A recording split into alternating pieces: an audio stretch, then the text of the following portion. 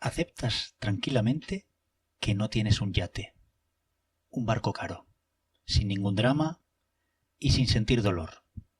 Eso es cosa de ricos. Y sigues con tu vida. Pero también aceptas algo mucho más grave sin cuestionarlo. Que no puedes decidir si quieres estar con tu hijo o hija cuando está enfermo. Que no puedes acompañar a tu madre cuando te necesita. O que no puedes decir hoy no cuando tu cuerpo lo pide. Y sabes que no es porque no quieras, sino porque tienes que fichar. Porque hay una cuota que no entiende de urgencias familiares. Porque hay un barco que es tu verdadero jefe. Esa es la gran estafa silenciosa. Aceptas no tener yate como algo natural, pero también aceptas no ser dueño de tu lunes. Y eso, pues, no es tan natural. Eso es una elección que alguien tomó por ti. Hoy vamos a hablar de deuda, pero no de intereses ni de TAE.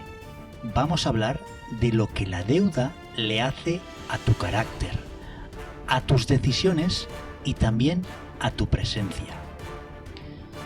Y también vamos a hablar de algo que casi nadie dice, del miedo a la deuda como otra trampa igual de peligrosa. Y quédate hasta el final porque hoy hay dos verdades incómodas, no una.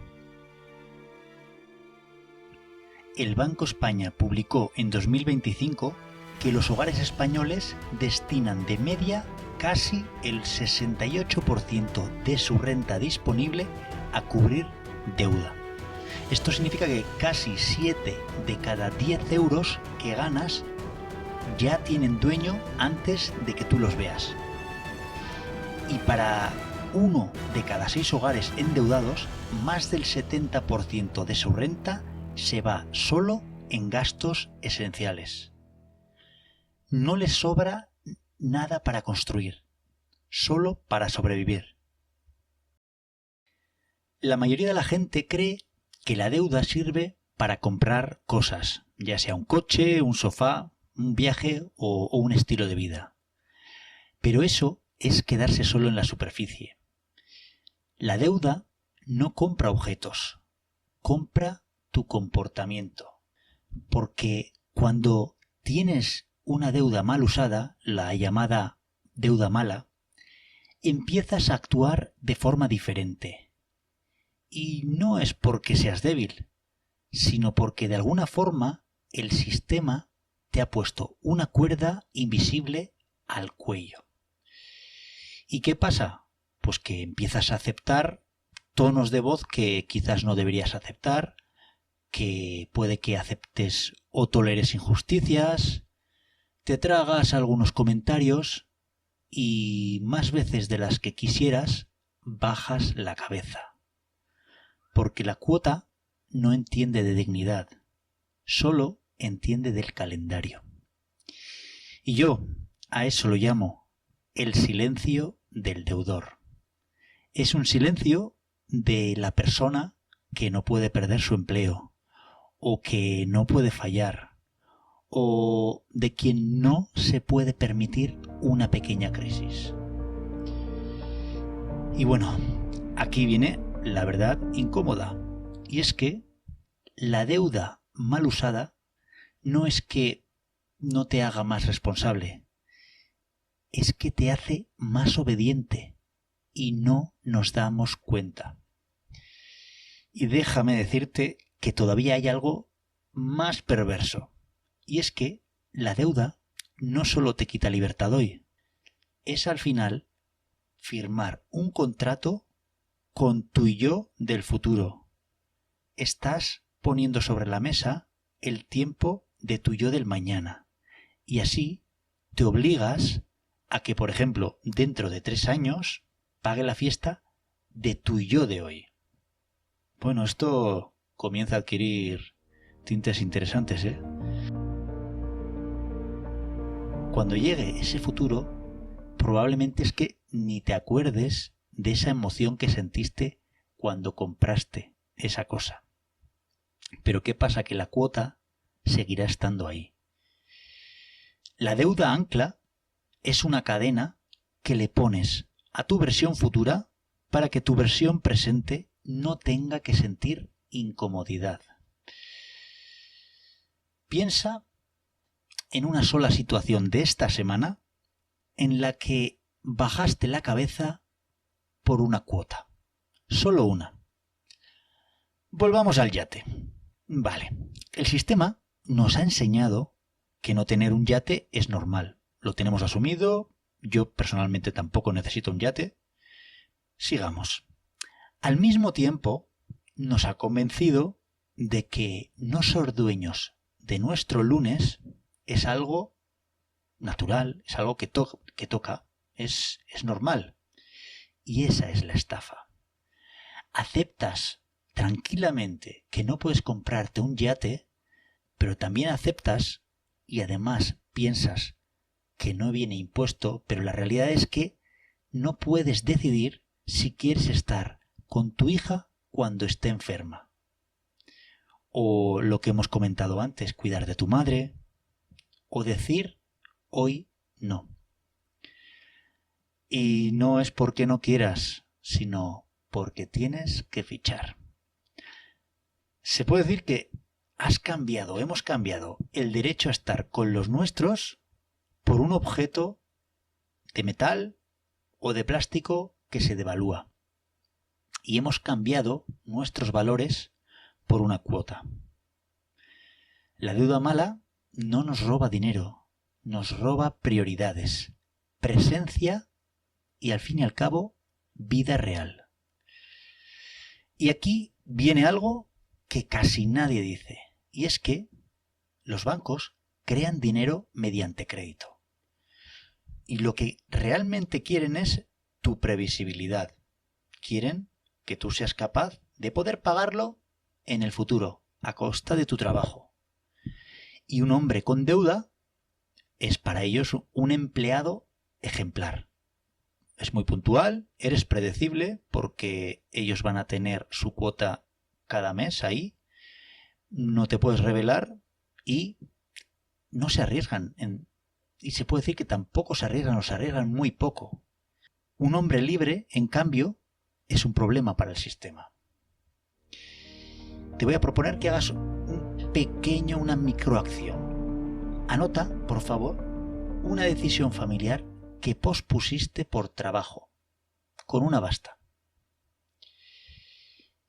Yo no he adquirido apenas deuda mala, solamente cuando compré el coche era una cuota pequeña y la verdad que fue un porcentaje pequeño del precio total del coche. Era perfectamente asumible, por lo que se puede decir que prácticamente no me he endeudado para consumir, ¿vale? No es mi estilo, no soy de ostentar ni de lujos. Y entonces pues yo no financié un estilo de vida que no he podido permitirme. Pero sí es cierto que yo tenía un problema distinto con la deuda, ¿vale? Y yo tardé tiempo en verlo. El miedo que yo tenía era un miedo irracional, profundo, heredado y también quizás que provenía del desconocimiento. Yo tenía la sensación de que no podía deber nada a nadie, me sentía muy mal si debía algo a alguien. Pues no sé, además tenía esa sensación de que deber era sinónimo de debilidad. Y ese miedo, pues también en cierta medida lo tenía yo como una cadena que me estaba limitando sin yo ser consciente.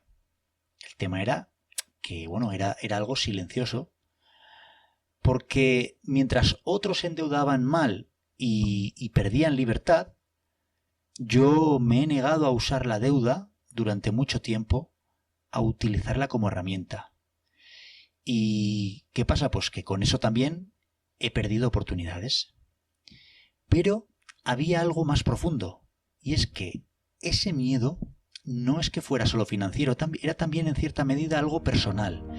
Me costaba pedir cosas a las personas, no aceptaba mi vulnerabilidad y desde ahí pues no pedía ayuda, sentía que yo podía con todo y eso, aunque pueda parecer virtuoso, tiene su lado oscuro. ¿Por qué? Pues porque cuando no puedes pedir, te pones inconscientemente por encima de los demás. Es al final un cierto orgullo disfrazado de independencia.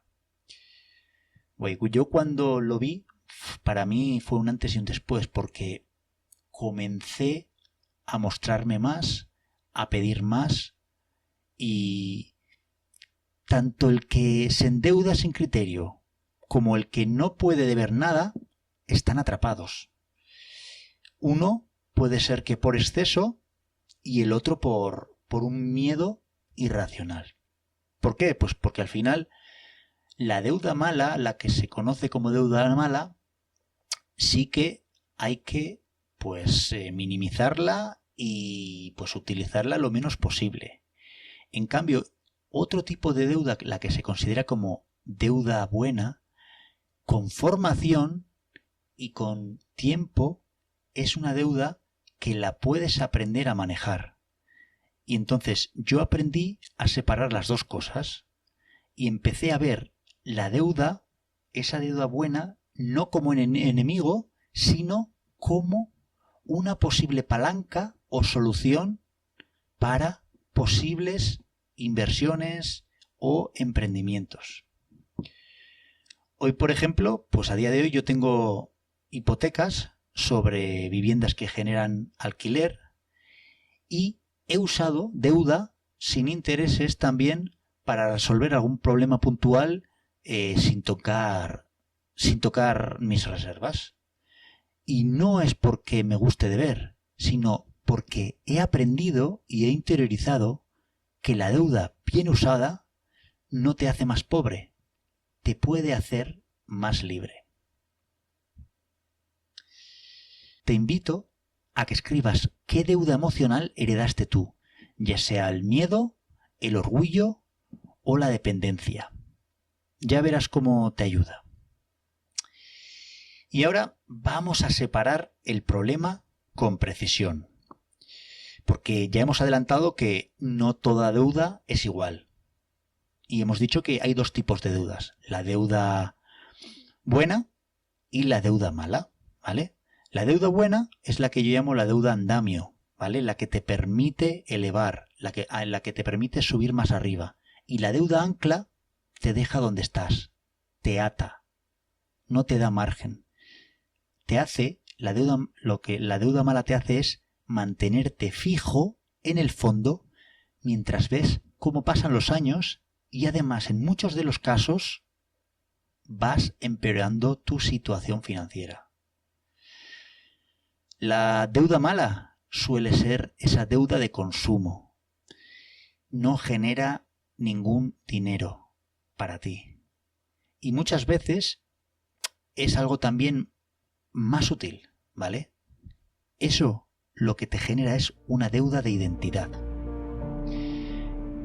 Comprar el estatus antes de tener la estructura, por ejemplo, el comprarte ese coche que te corresponde o vivir en el barrio o zona que te toca según lo que tú piensas o pienses de ti, pues eso al final es un ancla, es una deuda mala que hace que ese precio de intentar parecer alguien antes de serlo te limite y te ancle completamente.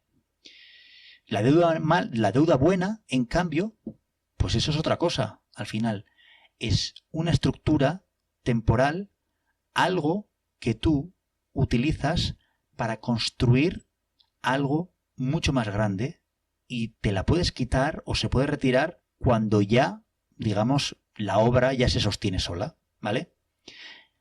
Entonces, te voy a poner ejemplos concretos, ¿no? ¿Para qué puedes utilizar tú una deuda buena? Pues tú al final puedes querer realizar una formación que vaya a aumentar tus ingresos, eso sería un ejemplo. Puede ser también una herramienta que te permita producir, pues el ejemplo que hemos puesto antes, ¿no? Si tú te hipotecas para comprar una casa o un activo que luego te vaya a generar dinero, estamos hablando de deuda buena. Entonces, si la deuda no tiene fecha de salida y un objetivo de libertad, no estamos hablando de deuda buena, sino de deuda mala disfrazada. Y te voy a recordar que el arquitecto solo usa andamios, solo usa deuda buena, nunca cosas que lo anclen al suelo, ¿vale? Porque recuerda que el arquitecto no compra estatus, construye su estructura. Para que lo veas claro en tu vida personal, clasifica tus deudas en 2 columnas. Deuda buena, esa deuda andamio que llamamos, la que te permite elevar, y la deuda mala, esa deuda ancla que hace que no te eleves, que te quedes anclado. Simplemente clasifícalas, no justifiques, simplemente es un ejercicio para ti. Y ahora te voy a dar la herramienta. Una sola pregunta, con solo 5 segundos, cada vez que tengas delante una deuda, una financiación, un préstamo, una compra a plazos, pregúntate lo siguiente. Si mañana me quedara sin trabajo, ¿esta deuda me daría meses de margen o me quitaría años de sueño? Si la respuesta a esta pregunta es me quitaría el sueño, sabes perfectamente que estás financiando tu propia celda. En cambio, si la respuesta es me daría margen, me generaría dinero, estás ante un posible andamio, deuda buena. Lo puedes analizar con calma, sin emoción y sin prisa. Esto es para ti. Y la deuda buena también requiere un cierto criterio, ¿vale? Tiene que encajar en tu estructura, no te tiene que comprometer más de 1/3 de tus ingresos netos, y es importante lo que hemos comentado antes, y es que tenga un horizonte claro de salida. Bueno, si en tu caso tienes a día de hoy deuda mala, es probable que no vayas a salir motivado hoy. Pero lo que yo quiero es que salgas con claridad. Y te propongo que hagas esto esta semana. Con el impulso que tengas, coge un papel, lista todas tus deudas, hipoteca, coche, tarjetas, préstamos, esos pagos que tienes aplazados, y al lado de cada una escribe 2 cosas. La cuantía de lo que estás pagando al mes y cuántas horas de presencia real te cuesta esa cuota. No hablo de horas de trabajo, sino horas de vida, horas de, no puedo estar con mi hijo, esa hora de no puedo decir que no, o esa hora de no puedo cambiar de trabajo. Porque hay una deuda que no aparece en ningún banco, y esa es la deuda de presencia. Cuando haces esta lista, ¿sabes qué pasa? Que ocurre algo. Y es que empiezas a ver cuál de esas deudas es la que te hace más pequeño o pequeña. La que más te obliga a aguantar lo que no deberías aguantar. Y esa es la primera que debes quitarte. La primera que tienes que atacar. Y no tiene por qué ser porque tenga mayor interés, sino porque tiene mayor control sobre tu vida. Y cuando rompes esa deuda, no solo liberas dinero, liberas carácter, liberas presencia y cada vez te vas a ver más empoderado o empoderada. Porque déjame decirte que el ahorro al final no es que sea dinero acumulado. El ahorro es, en cierta medida, tu dignidad almacenada. Y ahora vuelvo de nuevo al yate. Hemos dicho ya que, está bien, ¿no? Que no tengamos un yate, que no tengas un yate. Nadie nos lo ha prometido. Hemos venido a esta vida y pues no nos ha tocado el yate. Pero nadie debería aceptar no poder estar donde se le necesita. No deberíamos aceptar no poder decir hoy no. Y no deberíamos aceptar tampoco que una cuota decida por nosotros y por dónde vamos a estar el próximo lunes. Porque esto ya no es una ley natural. Esto es una elección. Y pues bueno, pues sabemos que se puede cambiar poco a poco. Porque el arquitecto no huye de la deuda. La usa como andamio para construir su torre. Pero si hoy solo tienes anclas, ya sabes por dónde empezar. Muchas gracias por escuchar este episodio. Te lo pido por favor, compártelo y nos escuchamos en el siguiente episodio del podcast Sal de tu Matrix Financiera.